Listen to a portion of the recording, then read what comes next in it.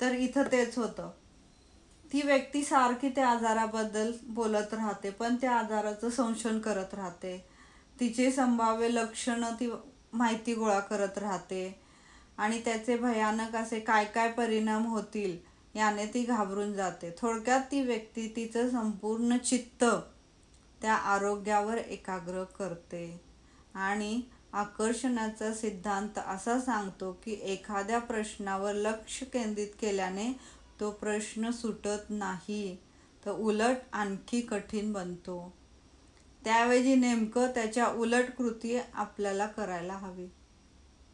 शरीराच्या ज्या भागाला बरं वाटत नाही, तो आजारातून बरा झाल्यानंतरची आदर्श अवस्था, चांगली स्थिती काय असेल याचा विचार करा.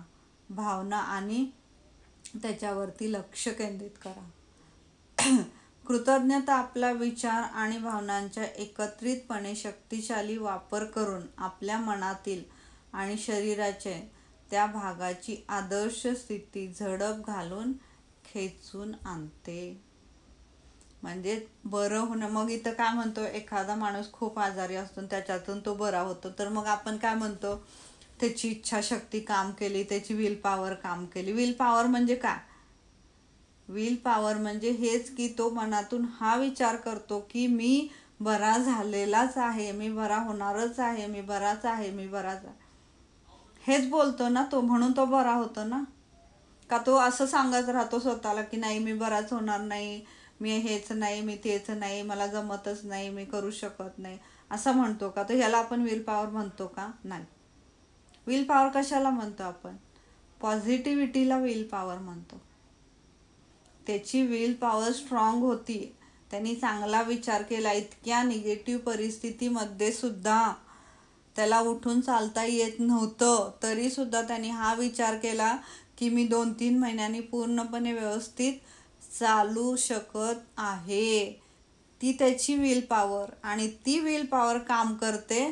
म्हणजेच तिथं तो जो चांगला विचार करतोय, तो जो पॉझिटिव्ह विचार करतोय ते काम करतं. आणि आपल्याला पण तेच करायचं आहे. याच्या आधी आपल्याला माहीत नव्हतं की कसं करायचं, काय करायचं, पण आता आपल्याला माहीत आहे. त्यामुळं आपल्याला हे लक्षपूर्वक करायचं आहे की एखादी वेळेस बरं वाटत नसेल किंवा एखादं काहीतरी दुखत असेल, काही असेल, तरीही त्यातून आपण व्यवस्थित पूर्णपणे बरे झालेलो आहोत हेच इमॅजिनेशन करायचं आहे. आणि ते आधीच त्याबद्दल थँक्यू म्हणायचं आहे. तर हे आपल्याला या पद्धतीने करायचं आहे. पॉझिटिव्ह थिंकिंग करायचं म्हणजेच कृतज्ञता व्यक्त करायची. ज्या ज्या गोष्टी आपल्याजवळ आहेत त्याबद्दल कृतज्ञता व्यक्त करायची. मी तुम्हाला दीपा मलिक यांचा व्हिडिओ पाहायला सांगितला होता, त्याच्यामध्ये आज ते उदाहरण इथं बरोबर लागू पडतं. त्यांचे पाय गेले, त्यांना स्पायरल याच्यामध्ये काहीतरी कॅन्सर झाला, त्याच्यामुळं त्यांचं खालचा भाग पूर्ण ढिला पडला. म्हणजे ते पाय गेले म्हणून त्यांनी हाताला स्ट्रॉंग बनवलं. म्हणजे जी गोष्ट आपल्याजवळ आहे त्याला त्यांनी स्ट्रॉंग बनवलं. जी गोष्ट आपल्याजवळ नाही त्याच्यासाठी रडत बसले नाही. आपल्याला पण तेच करायचं आहे. आपल्याला ज्या गोष्टी आपल्याजवळ आहेत त्याच्यात आपण अजून काय चांगलं करू शकतो स्वतःबद्दल, दुसऱ्यांबद्दल, ते विचार करायचा प्रयत्न करायचा. ना की आपल्याजवळ हेच नाही, तेच नाही, मग मी हेच करू शकत नाही, तेच करू शकत नाही, हे बोलणं बंद करायचं. मी सर्व काही करू शकते. करू शकते इथून सुरुवात करायची. शकते म्हटलं की तुम्हाला आपोआप पर्याय दिसतात, आणि पर्याय दिसले की मग आपोआप ते व्यक्त व्हायला सुरू करायचं. अच्छा मी हे करू शकते का, मग हे करू शकते का, मग हे करू शकते का, ठीक आहे, हे नाही होणार आत्ता, तर ठीक आहे, हे तरी करू शकते मी आत्ता, ठीक आहे, ते व्यक्त करा. त्याच्याबद्दल कृतज्ञता व्यक्त करा. आपोआप तसे परिस्थिती, घटना आणि लोक तुमच्या आयुष्यात येणार आहे. तुम्हाला जे हवं आहे ते तुम्हाला मिळणार आहे सहज. हीच खरी कृतज्ञतेची जादू आहे. आणि ज्यांना ही कळली ते कधी आयुष्यात सोडत नाहीत. मात्र कळायला थोडा वेळ लागतो, कारण आपल्या आजूबाजू इतकी निगेटिव्हिटी भरलेली आहे आणि इतकं लहानपणापासून आपण तेच इथं सगळं घेऊन आलेलो आहोत.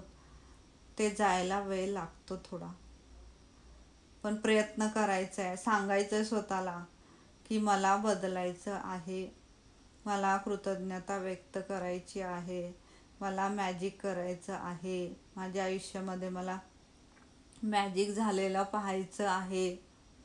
हे जेव्हा तुम्ही सांगाल तर हे माइंड आपोआप त्या पद्धतीने काम करायला सुरू करतं. तर ते आपल्याला करायचं आहे.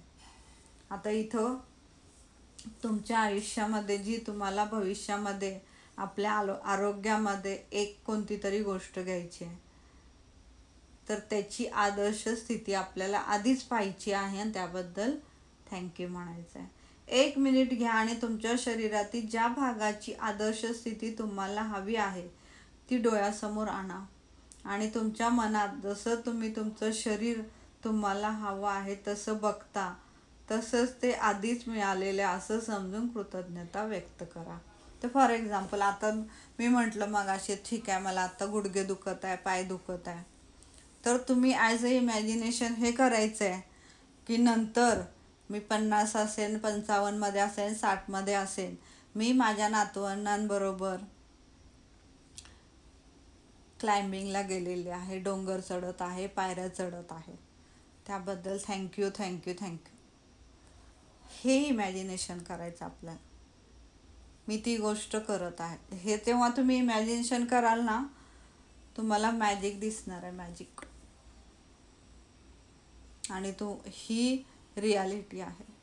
तुम्हाला आत्ता ठीक आहे, आत्ता तुम्हाला थोडं कोणत्या तरी अवस्थेबद्दल, शरीरातील एखाद्या अवयवाबद्दल त्रास होत असेल, तर त्या अवयवाबद्दल कृतज्ञता व्यक्त करायला सुरू करायची आहे आणि त्याची आदर्श स्थिती पाहायलाही सुरू करायची की मी 4 महिन्यांनी 6 महिन्यांनी व्यवस्थित चालत आहे, मी डोंगर चढत आहे, पिकनिकला जात आहे, मी सर्व ठिकाणी जात आहे फिरायला.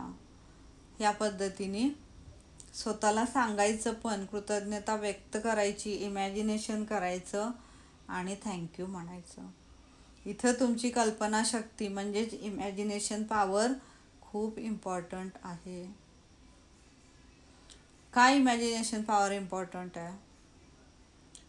तर जेव्हा एखाद्या गोष्टीबद्दल आपण इमॅजिनेशन करतो तर ते पिक्चरसारखं आपल्या समोर येत असतं. आणि पिक्चर जेव्हा आपण कोणताही पाहतो तर काय होत असतं, आपल्याला असं वाटतं की ते आत्ताच घडत आहे, आत्ताच घडत आहे. मग ते खोटं हे माहीत असतं. काहीतरी रडवा सीन आला की आपण रडतो. का रडतो? ते खोटं आहे, ते आत्तापुरतं आहे, हे सगळं माहीत आहे आपल्याला, तरी पण आपण रडतो. किंवा काहीतरी भीतीसारखं आलं की दचकतो. ही ॲक्शन होती ना आपल्याकडनं.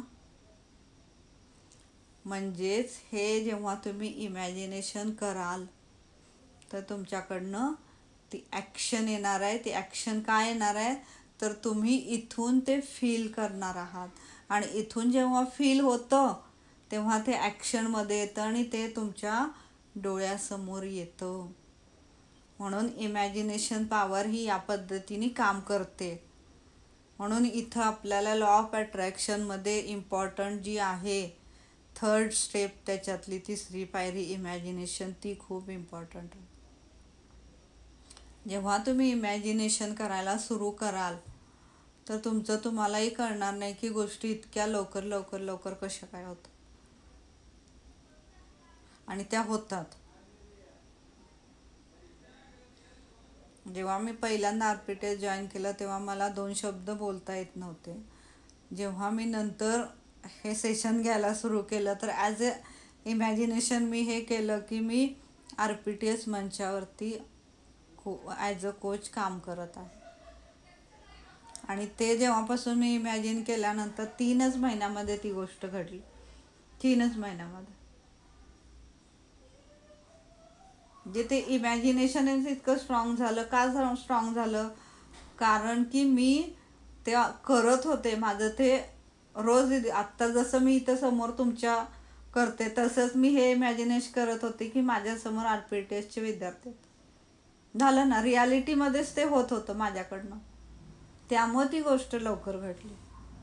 तर या पद्धतीने तुम्हाला तुमच्या आयुष्यामध्ये रियालिटीमध्ये तुम्ही जे रोज करताय ते मनापासून व्यक्त करायला सुरू करा, बोलायला सुरू करा. आपोआप त्या गोष्टी लवकर लवकर तुमच्या आयुष्यात येतात. तर इथं आपल्याला या पद्धतीने करायचं आहे. उदाहरणं दिले लेखिकेने, तर तुम्ही कसं म्हणायचं आहे मग? उदाहरणार्थ, तुमच्या मूत्रपिंडाचे कार्य नीटपणे होत नाही आणि जादूने तुम्हाला ते कार्य पूर्ववत नीटपणे सुरू करायचं आहे, तर तुमच्या शरीरातील टाकाऊ पदार्थ चाळून गाळून बाहेर टाकण्याचे काम करणारी दणकट आणि निरोगी मूत्रपिंड मिळाल्याबद्दल कृतज्ञता व्यक्त करा. म्हणजे सारखं हे म्हणायचं की माझी दणकट आणि निरोगी मूत्रपिंड मला मिळालेली आहे, त्याबद्दल thank you universe, thank you universe, thank you. जादूने निरोगी रक्तपुड्याचे काम पूर्ववत सुरू व्हावं असं जर तुम्हाला वाटत असेल तर शरीराच्या सर्व जागांना ऑक्सिजन आणि इतर पोषण मूल्य पुरवणाऱ्या शुद्ध आणि निरोगी रक्तासाठी कृतज्ञता व्यक्त करा. तर इथं काय म्हणायचं? सर्व जागांना